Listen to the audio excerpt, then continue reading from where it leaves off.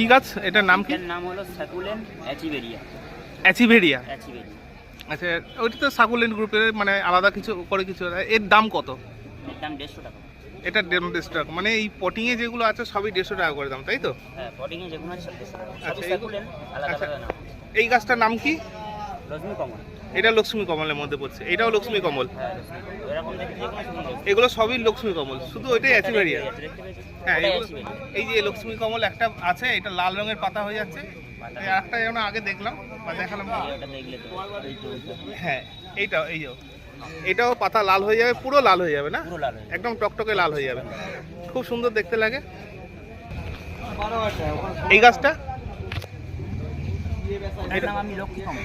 এটাও লক্ষ্মী কমল, মানে এগুলো সবই লক্ষ্মী কমলের ভ্যারাইটি ভ্যারাইটি সবই।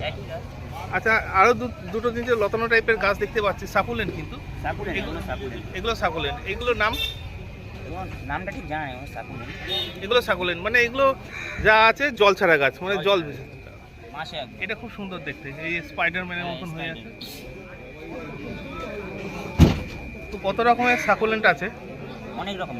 প্রচুর সাকুলেন্ট আছে। আচ্ছা, এইটা আবার অন্যরকম দেখছি, এর গা থেকে আবার ছোট ছোট। এটাও কি পদ্মকমল? এটা হলো কি কমল? এগুলো লক্ষ্মী কমল। লক্ষ্মী কমল, আচ্ছা।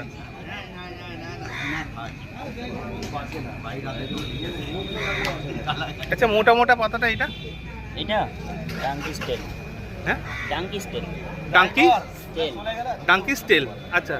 ডাঙ্কি স্টেল মানে হচ্ছে গাধার লেজ। আচ্ছা, ঠিক আছে। আচ্ছা, এইটা কি তাহলে? কলসির মতন মুখটা, এই যে, হ্যাঁ, না না, পেছন দিকে, এই যে এইটা। এটা অ্যাচিভেরিয়া ভ্যারাইটি। এটাও একটা